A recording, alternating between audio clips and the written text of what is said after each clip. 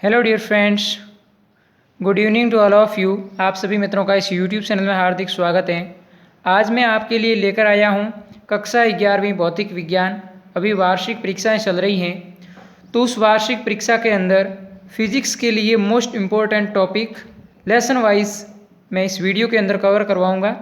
और ये टॉपिक एक इम्पोर्टेंट टॉपिक है जिनके अंदर से क्वेश्चन आने के चांसेस बहुत अधिक हैं। तो चलिए सबसे पहले है अध्याय नंबर 1। इसके अंदर आपको प्रकृति के मूल बल कौन कौन से इसके बारे में अध्ययन करना है। अध्याय नंबर 2 में आपको सार्थक अंक निकालना आना चाहिए, विमीय सूत्र याद होने से जो भी हो सारे, और निरपेक्ष, सापेक्ष तथा प्रतिशत त्रुटि को आपको अच्छे से समझ लेना है। फिर हम बात करते हैं अध्याय नंबर 3 में। देखो अध्याय नंबर 3 में दूरी, विस्थापन, वेग, त्वरण की परिभाषाएं और इनका क्या विमीय सूत्र हैं वो आपको देख लेना है एक बार। अध्याय 3 में तो इतना ही है और ज़्यादा कोई खास नहीं है। अध्याय 4 के अंदर आपको सदिश निरूपण करना आना चाहिए और किसी सदिश का परिणामी सदिश कैसे ज्ञात करते हैं, और प्रक्षेपीय गति होती है उसकी अधिकतम ऊंचाई और उसकी क्षैतिज पराज आपको ज्ञात कर लेनी है। इनका सामान्य समीकरण सूत्र वगैरह याद होना चाहिए। अध्याय 5 में देखिए, न्यूटन की गति के तीनों नियम आपको याद होने चाहिए और संवेग संरक्षण का नियम याद होना चाहिए और घर्षण की परिभाषा, स्थितिक घर्षण की परिभाषा और गति घर्षण की परिभाषा और सीमांत घर्षण की परिभाषा आपको याद होनी चाहिए।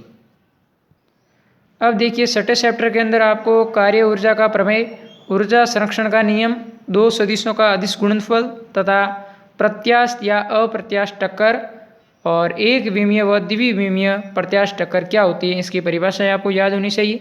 और इस अध्याय 6 के अंदर जो पीछे लास्ट साइड में जहाँ पर आपको पाठ का सारांश दिया हुआ है वहाँ पर कुछ विमीय सूत्र लिखे हुए हैं वो आपको सारे याद होने चाहिए। अध्याय 8 में आपको केपलर के नियम याद करने हैं, गुरुत्वाकर्षण का सार्वत्रिक नियतांक जी की विमा याद करनी है और जी की परिभाषा कैसे वो भी याद कर लेनी है, और पलायन वेग का मान और पलायन वेग का क्या सूत्र होता है इसके बारे में थोड़ी जानकारी ले लेनी। अगला अध्याय है 11 द्रव्य के तापीय गुण। उसके अंदर आपको ताप व ऊष्मा में अंतर पता होना चाहिए, विशिष्ट ऊष्माधारिता क्या है इसके बारे में पता होना चाहिए, गुप्त ऊष्मा क्या है और एक कृष्णिका विकिरण है उसके बारे में पता होना चाहिए, और न्यूटन की गति का शीतलन का नियम पता होना चाहिए। अध्याय नंबर 12 के अंदर आपको ऊष्मा गतिकी के नियम को पढ़ना है और रुद्धोष्म प्रक्रम पढ़ना है और कार्नो इंजन के बारे में पढ़ना है। अध्याय नंबर 14 के अंदर आपको दोलनी गति के बारे में पढ़ना है और आवर्तकाल व आवर्ती के बारे में इनकी परिभाषाएं याद करनी है और आवर्तकाल आवर्ती क्या सूत्र हैं और ये कैसे ज्ञात की जाती हैं ये भी आपको पढ़ना है।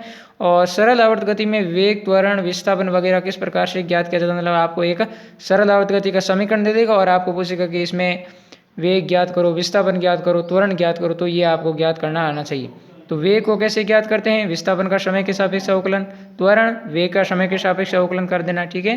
तो इसी प्रकार से आपको ज्ञात करना है। तो आज की वीडियो में हम इतना ही, और आगे के वीडियोस के अंदर और हम आगे केमिस्ट्री वगैरह के इंपॉर्टेंट टॉपिक के बारे में बात करेंगे। तो इस यदि चैनल पर आप नए हो तो चैनल को सब्सक्राइब कर दीजिए, और ये टॉपिक है बहुत ही इंपॉर्टेंट है, इन टॉपिक्स को आपको तैयार कर लेना है, ठीक है बच्चों। और एक बात विशेष कि आपको जो भी अध्याय दिया हुआ है उस अध्याय के पीछे का जो सारांश दिया हुआ है वो अवश्य कंप्लीट रूप से पढ़ना, कि उसके अंदर से आपके लगभग 50% क्वेश्चन वहीं से कवर हो जाएंगे। तो आज की वीडियो में इतना ही। Thank you.